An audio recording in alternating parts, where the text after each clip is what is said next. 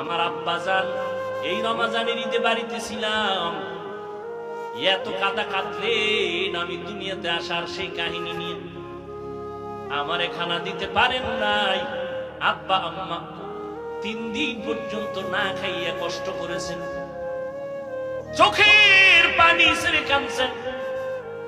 একটা বাবার জন্য কাপড় নিয়েছি, মায়ের জন্য নিয়েছি। আব্বা বলে এমন একটা দিন আমার গেছে, একটা নতুন লুঙ্গি আমি কিনে পড়তে পারি। এর যুবক, এত কষ্টের ভিতর আমার বাবা কোনদিন একটা অবৈধ টাকা হাতের মধ্যে নেন নাই।